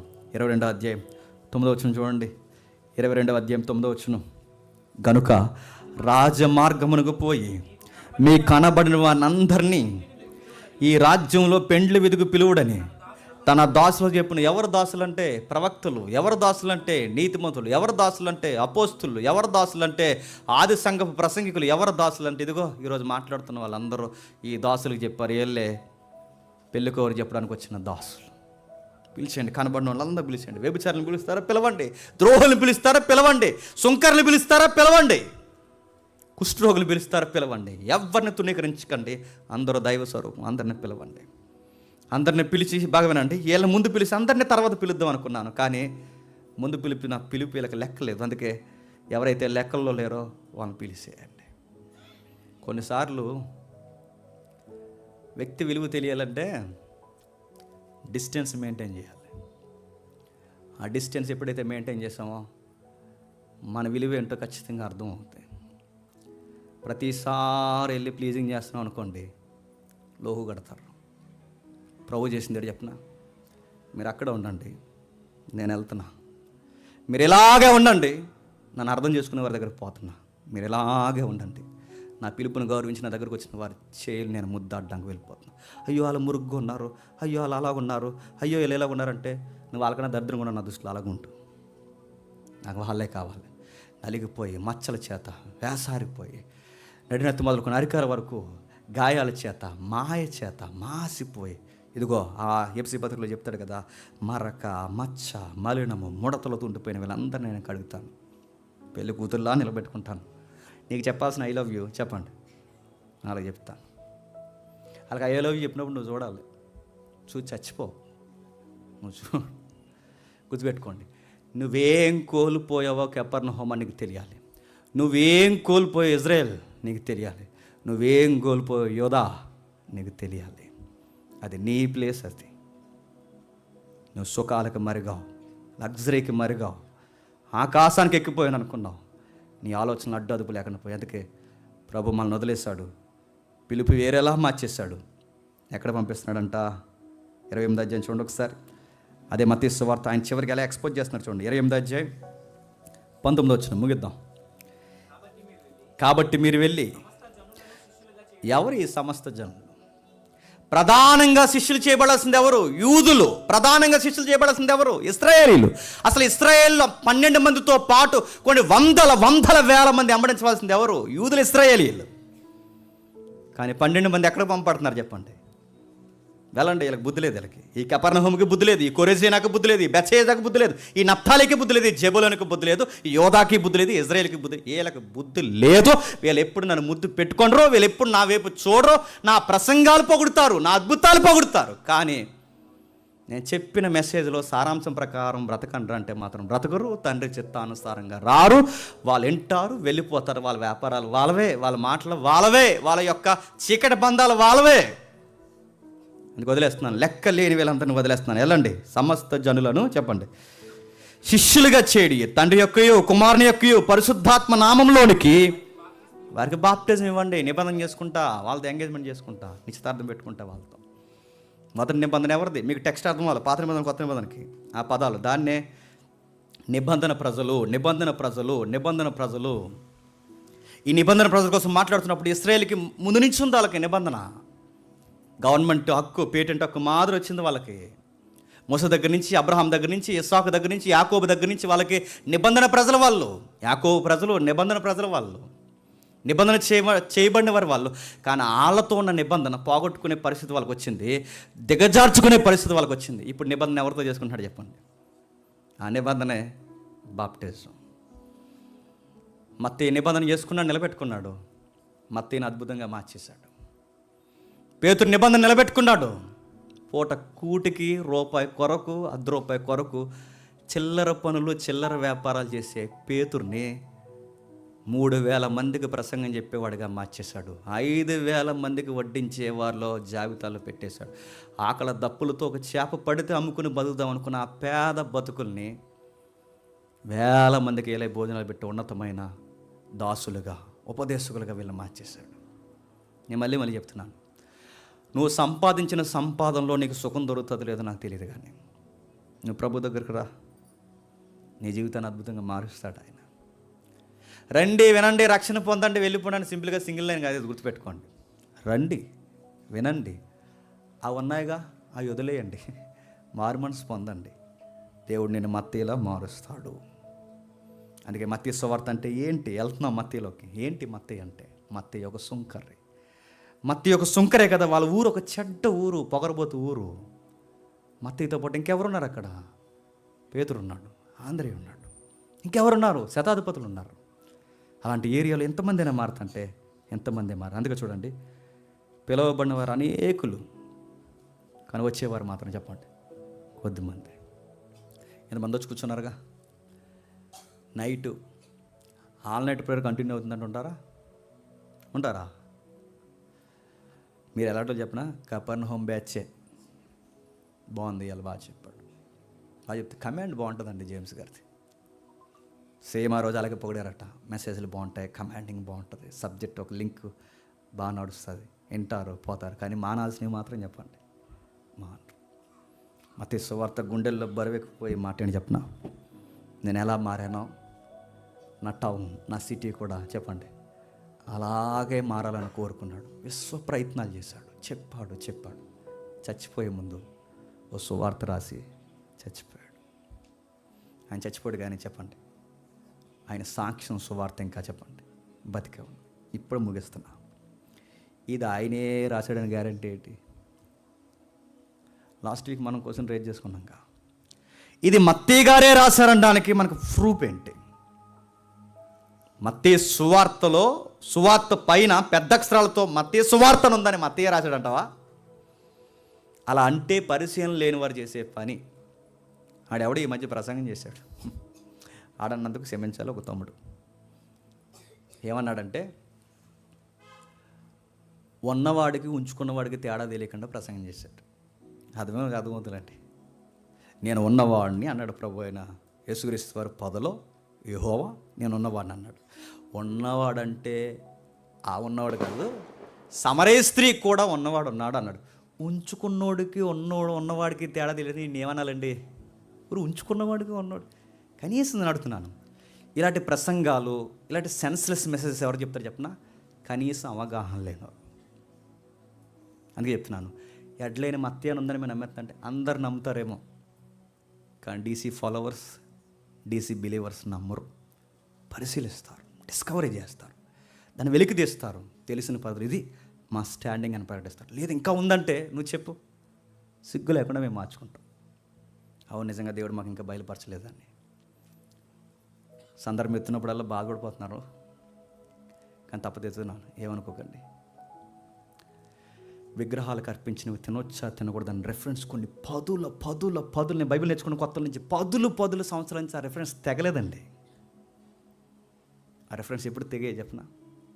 భోజనాలు మానేసి, నిద్రలు మానేసి, పుస్తకాల బ్యాగుల్లో పెట్టుకుని, ఇల్లు వదిలేసి, సంతోషాలన్నీ, మా కార్యక్రమాలు, ఉద్యోగాలు, పనులన్నీ పక్కన పడేసి, నేను, తమ్ముడు దొడ్డప్రసాద్ అన్న, ఇంకా సురేష్ తమ్ముడు, కొంతమంది, అలాగే చెల్లి, అమ్మ ఎవరైతే ఉన్నారో జీసన్ సిస్టర్స్ వాళ్ళు, ఇలా కొంతమంది అందరం కలిసి ఒక రూమ్లోకి వచ్చింది.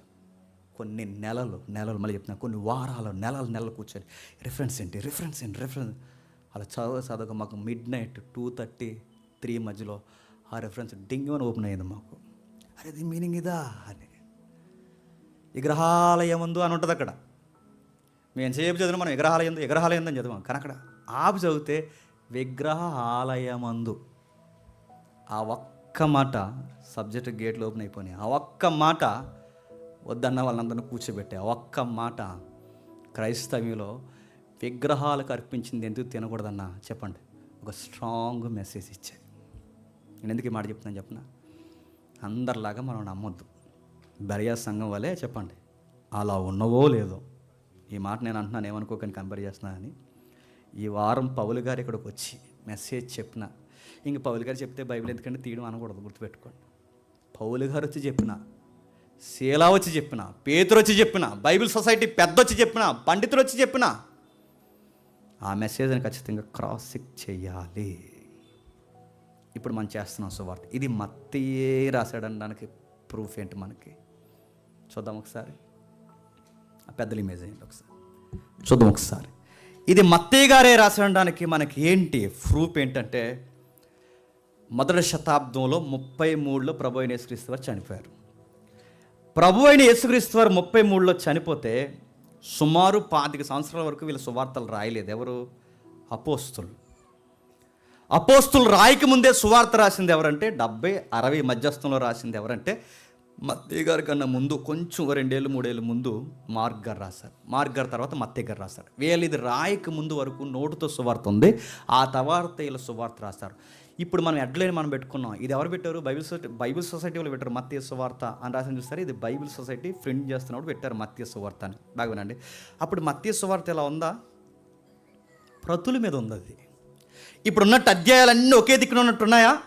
మత్తయి రాసింది తేవాలంటే ఇన్ని చుట్టలు తేవాలి, గ్రంథపు చుట్టలు ఇలా తెచ్చి ఇదిగో మత్తయి గారు ఇది మొదట రాశాడు అంటే దానికి రెఫరెన్స్ లేవు, అధ్యాయాలు లేవు, టైటిల్స్ లేవు, ఒక కూర్పు లేదు. ఒక లెటర్ రాస్తారు చూస్తారు, లెటర్ రాస్తున్నప్పుడు అధ్యాయాలు రెఫరెన్స్ చేస్తారా? మన లెటర్ రాస్తాంగా, ఆ లెటర్ మాదిరి గౌరవిస్తూ రాసుకుంటూ వెళ్ళిపోయారు అంతే.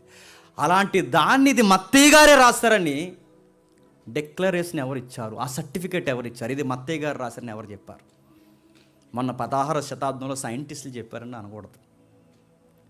పురావస్తు శాస్త్రవేత్తల యొక్క పరిశోధన ఇలా తేలిందని అనకూడదు. 16వ శతాబ్దంలో పుట్టినోడికి అది మత్తయి గారు రాశాడని ఎలా తెలుస్తుంది? అందుకే ఇది మత్తయే రాశాడని మనకు చెప్పాలంటే మత్తయి గారికి దగ్గరగా ఆది సంఘంలో సభ్యుడిగా బాగా వినాలి, మత్తయి గారికి దగ్గరగా అపోస్తులు నడిపిస్తున్న సంఘంలో సభ్యులుగా ఎవరైతే ఉన్నారో వాళ్ళు డిక్లేర్ చేస్తే చెప్పండి, అప్పుడు మనం నమ్మచ్చు. ఉన్నారు అలా చేసిన అంటే ఉన్నారు. ఎవరు? 4 పేర్లు చెప్తాను, మీరు రాసుకోండి, రాసుకోకపోయినా చూసుకోండి ఒకసారి. ఓరిగన్ అంటారు ఒక ఆయన్ని, ఓరిగన్ అనే ఒక ఆయన ఉన్నాడు, పాపియస్ అనే ఒక ఆయన ఉన్నాడు, అరేనియస్ అనే ఒక ఆయన ఉన్నాడు, ప్యాంటనస్ అనే ఒక ఆయన ఉన్నాడు. సుమారు చాలామంది ఉన్నారు. వీళ్ళ ఆది సంఘంలో చాలా చాలా ప్రముఖమైన పెద్దలు. అంటే అపోస్తులు చనిపోయిన తర్వాత సంఘాన్ని పెద్దలకు అప్పగించారుగా. అపోస్తులు చనిపోయిన తర్వాత సంఘాన్ని పెద్దలకు అప్పగించారంటే అపోస్తులు వెళ్ళిపోతే ఇక తర్వాత మీరు నడిపించండి అని పెద్దలకు ఎవరికైతే అప్పగించారో ఆ అపోస్తుల తర్వాత వచ్చిన పెద్దలే చెప్పండి, వీళ్ళే. ఎవరైతే ఉన్నారో ఓరిగన్ కానీ, ఇంకా పాంపియస్ కానీ, అరేనియస్ కానీ, ప్యాంటనస్ కానీ, వీళ్ళు ఎవరైతే ఉన్నారో మనకు కనబడతారు చూడండి, వీళ్ళు మనకు నేర్పిస్తున్నారంటే ఇందుకు ఎవరు? పాపియస్ అంటే ఎవరంటే యోహాను ఉన్నాడే, యోహాను సువార్త రాసిన యోహాను ఉన్నాడే, లేదా 12 మంది అపోస్తుల్లో యోహాను ఉన్నాడుగా, ఆ యోహాను గారి యొక్క శిష్యుడే పాపియస్. ఇది మత్తయే రాశాడని మొదటి శతాబ్దంలోనే మత్తయి గారు సువార్తను డిక్లేర్ చేసి సంఘానికి అప్పగించింది ఎవరు తెలుసా? యోహాను గారి యొక్క శిష్యుడు పాపియస్. ఇప్పుడు చెప్పండి, యోహాను గారికి మత్తయి సువార్త మత్తయి రాసిన యోహాను గారికి తెలుసా తెలీదా? తెలుసు. ఇప్పుడు మత్తయి గారు సువార్త రాసిన సంగతి యోహాను గారికి తెలిస్తే యోహాను గారి సబ్జెక్ట్ ఎవరు చెప్తారు? పాపియస్. ఆయన చెప్పిందంటే మనకి ఎవరు డిక్లేర్ చేస్తారు ఇది మత్తయి సువార్త అంటే? సంఘ పెద్దలు డిక్లేర్ చేస్తారు. సైంటిస్టులు, పురావస్తు శాస్త్రవేత్తలు కాదు. ఎవరు చెప్పండి? పురాతనమైన మన లెగసీని పట్టుకుని వచ్చిన పెద్దలు ఎవరైతే ఉన్నారో ఆది సంఘపు పెద్దలే దాన్ని డిక్లేర్ చేస్తారు. అందులో ఒక ఆయన పాపియస్, అంటే యోహాను శిష్యుడు. ఈయన స్టోరీ ఏంటి మీకు అంత అర్థం కావాలి అంటే చెప్పడానికి టైం లేదు. వాళ్ళ జీవిత చరిత్రలే పుస్తకాలు ఉన్నాయి, చదవండి. లేదు మీకు ఎప్పుడైనా ఆసక్తి ఉంటే వీళ్ళు 4-5 ఉన్నారు, ఇంకా వాళ్ళ చరిత్రలు ఎప్పుడైనా మనం చూద్దాం. తర్వాత ఇంకెవరున్నారు? హరేనియస్. ఎవరైనా మొదటి శతాబ్దంలో 177వ సంవత్సరంలో సంఘానికి ఉన్న అనేకమైన సిద్ధాంతాల విషయంలో రోమ్ పట్టణానికి వెళ్ళి రాజుల ఎదుట హరేనియస్ ఎవరైతే ఉన్నాడో ఆ వచ్చిన ఆయన సంఘంలో మౌలికమైన సిద్ధాంతాలు ఇవి అని స్థాపించింది ఎవరో తెలుసా? హరేనియస్. క్షమించండి, హరేనియస్. మొదటి శతాబ్దం 7 అంటే 177 177లో అనేక సిద్ధాంతాలను క్రమానుగతంగా మాట్లాడుకోవాలని సంఘ పెద్దలు వచ్చిన క్రమాన్ని నేర్పించిన పెద్ద ఈయన కూడా ఏమన్నాడు తెలుసా? ఇది మత్తయి రాసిన సువార్తే అని డిక్లేర్ చేశాడు. పాంపియస్ డిక్లేర్ చేశాడు ఇది మత్తయి సువార్త అని. చెప్పండి. నెక్స్ట్ హరేనియస్ డిక్లేర్ చేశాడు. ఇంకెవరున్నారు చూడండి. ఇంకా ఆయన గురించి మనం మాట్లాడుకుంటే సిద్ధాంతాల విషయంలో హరేనియస్ ఫైట్ చేసింది. ఎవరైనా చదువుకున్న వాళ్ళకి కొంచెం థియాలజీ మీద చదువుతూనే అవగాహన ఉన్న వాళ్ళకి అర్థమవుద్ది. నాస్టిజంతో ఫస్ట్ టైం ఫైట్ చేసింది ఎవరు చెప్పిన? పౌలు గారి కన్నా ముందు, క్షమించండి, పౌలు గారి తర్వాత ఈయన. అంటే సంఘంలో నడవడికలో పౌలు గారి తర్వాత నాస్టిజంతో ఫైట్ చేసింది ఈయనే. నాస్టిజం అంటే ఏంటి తెలుసుగా? నాస్టిజం అంటే రకరకాల సిద్ధాంతాలు ఉన్నాయి. అందులో నాస్టిజం అంటే ఏంటంటే ఇది ముట్టుకోవద్దు, ఇది తినొద్దు, ఇలా ఉండొద్దు, అలా ఉండొద్దు, ఇది తాకొద్దు. ఈ మొదటి తిమోతి పత్రిక 4వ అధ్యాయంలో కొన్ని ఉంటాయిగా, అది తినొద్దు, ఇది ముట్టుకోవద్దు, ఈ టైప్ బాధ అంటే ఎస్ప్రో పేరు చెప్పి ఇవి తినకూడదు, మన నాన్ వెజ్ తినకూడదు, ఆకుకూరలు తినాలి, ఈ టైప్ బాధ చెప్పేది ఎవరంటే నాస్టిజం ఒక బ్యాచ్ అన్నమాట. వాళ్ళతో ఫైట్ చేసింది ఎవరు తెలుసా? పౌలు గారి తర్వాత ఈయనే అరేనియస్. ఈయన కూడా మనకు కన్ఫర్మ్ చేశాడు ఈయన మత్తయి సువార్త ఇది మత్తయి రాసిందే అని. ఇంకా మీకు అర్థం కాదంటే మోటోనిజంతో ఫైట్ చేశాడు, వాలంటిజంతో ఫైట్ చేశాడు, అనేకమైన ఆఫ్టిజంతో ఫైట్ చేశాడు. ఇంకా మాట్లాడుకోవాలంటే demonstration of the apostolic preaching అని ఒక అద్భుతమైన పుస్తకాన్ని రాశాడు. ఆ పుస్తకం ఎప్పటికీ సంఘ పెద్దలు చదువుకుంటారు. ఉన్నతమైన పుస్తకాలు చేశాడు, వాదించేశాడు. ఇంకా ఓరిగననే ఆయన మొదటి శతాబ్దంలో, అంటే మొదటి శతాబ్దం దాటి, సుమారు మొదటి శతాబ్దం దాటి 185లో సుమారు 2000 గ్రంథాలు, 2000 పుస్తకాలు రాసినట్టు ఆయన. 2000 పుస్తకాలు ఇప్పుడు రాయడం కాదు, ఈ 2000 పుస్తకాలు రాసిన ఆయన కూడా డిక్లేర్ చేసినట్టు ఏమని, ఇది మత్తయే రాశాడు అని. నీకు అర్థమవుతుంది? ఎవరు రాస్తారు, ఎవరు కన్ఫర్మ్ చేస్తారని చెప్తున్నారు? బైబిల్ సొసైటీ వాళ్ళు కాదు, చెప్పండి. అపోస్తుల తర్వాత ఎవరైతే సంఘానికి పెద్దలుగా నడిచారో ఆ పెద్దలే ఇది మత్తయి సువార్త అని కన్ఫర్మ్ చేస్తారు. ఇంకా విషయం ఏంటి చెప్పిన, ఇన్ని రాసిన ఈయన ఎవరైతే ఉన్నారో, తర్వాత మనకు కనబడేది ప్యాంటనస్ ఎవరైతే ఉన్నారో, ఈయన క్రీస్తు శకం 180లో జన్మించాడు. మీకు మనం మొన్న మధ్య డివినిటీ మీద ఫైట్ చేస్తున్నప్పుడు ప్రతిసారి మనకి ఒక వ్యక్తి పేరు మనం జ్ఞాపకం చేసుకుంటాం. ఆయన పేరు చెప్పండి. అథనేసియా గురువు ఉన్నాడుగా, అలెగ్జాండ్రియా గురువు ఎవరు అనుకుంటున్నారు? ఈయనే. మీకు అర్థమవుతుందో లేదు? అలెగ్జాండ్రియా గురువు ఏమో ఈయన, అలెగ్జాండ్రియా శిష్యుడేమో అథనేసియే ప్రభు అయిన యేసుక్రీస్తు వారు పుట్టలేదని సంఘంలో బలమైన సిద్ధాంతాన్ని ఎలిబరేట్ చేసినాడు, గుర్తుపెట్టుకోండి. మరో విషయం చెప్పనా, ఈ ప్యాంటనస్ ఎవరైతే ఉన్నాడో ఆ రోజుల్లో ప్రపంచంలో ఉన్న మొట్టమొదటి క్రైస్తవ థియోలాజికల్ కోర్సులో మొట్టమొదటిసారి క్రిస్టియానిటీ కూడా ఒక థియాలజీ ఉంది, దీన్ని కూడా ఒక సిస్టమేటిక్ థియాలజీగా మనం బోధించాలని ఫస్ట్ టైం థియోలాజికల్ కోర్సు పెట్టిన తర్వాత చెప్పిన పౌలు గారి తర్వాత ఈయనే, గుర్తుపెట్టుకో. మరొక ఆశ్చర్యకరమైన సంగతి కూడా చెప్పిన, ఇండియా వచ్చింది కూడా ఈయనే. ఇండియా వచ్చి కేరళ పరిసర ప్రాంతాలకు వచ్చే సమయానికంట అప్పటికే మత్తయి సువార్త నకలు ఉందంట. ఎక్కడా? ఇండియాలో. అదే అద్భుతం. ఇండియాకు వచ్చేసరికి అప్పటికే మత్తయి సువార్త నకలు ఉందట. ఇండియా వచ్చి అన్నాడట, ఇది మా మత్తయి రాసిన సువార్తే అన్నాడట. ఇలాంటి పెద్దలు బాగానండి, ఇది మత్తయి రాసిన సువార్త అని ఆ రోజు కన్ఫర్మ్ చేస్తే, ఆ పెద్దలందరూ కన్ఫర్మ్ చేసింది, ఆయా తరాల్లో కన్ఫర్మ్ చేసిన ఆ సువార్తని సంఘం అలా లెగసీగా అలా మోసుకుంటే ప్రింటింగ్ మిషన్ వచ్చిన తర్వాత, బైబిల్ సొసైటీలు వచ్చిన తర్వాత పెద్ద అక్షరాలు రాసి అధ్యాయాలు విడదీసి, మళ్ళీ అధ్యాయాలు ఎవరు విడదీశారు, వచనాలు ఎవరు తీసారు తర్వాత చూద్దాం మనం. వచనాలు అధ్యాయాలు విడదీసి పెద్దలు ఇచ్చిన ఇన్ఫర్మేషన్ ప్రకారం ఇది మత్తయి సువార్త అని ప్రింటింగ్ మిషన్ మీద చెప్పండి ప్రింట్ వేశారు. ఇది సువార్త, మత్తయి సువార్త. ఇంకా ఏమున్నాయంటే ఇంకా చాలా ముఖ్యమైన సంగతులు ఉన్నాయి. మిగిలిన వార్తలు చెప్పండి, బ్రేక్ తర్వాత చూద్దాం. బ్రేక్ వచ్చేవారం. ఈ వారంలో ఒక ప్రాముఖ్యమైన సంగతికి మేము బయలుదేరుతున్నాం. రేపు సాయంత్రం చెన్నై మన సంఘం నుండి మళ్ళీ ఒక నూతనమైన 2 గీతాలు వస్తున్నాయి, చాలా హార్ట్ఫుల్గా ఉంటాయి.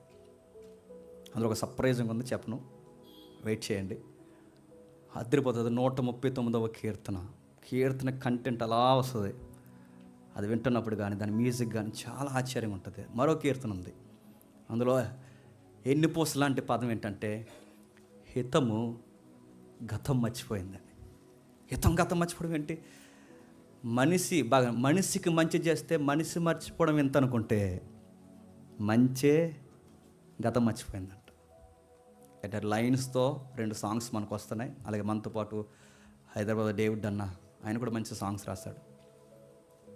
దుప్పు నీటివో ఏదో సాంగ్ రాశారన్న, ఆయన కూడా మంచి పాట రాశాడు, చాలా పాట. ఇవన్నీ వస్తున్నాయి. రేపు చెన్నై వెళ్తున్నాం. మంచిగా స్టూడియో వరకు జరగాలి.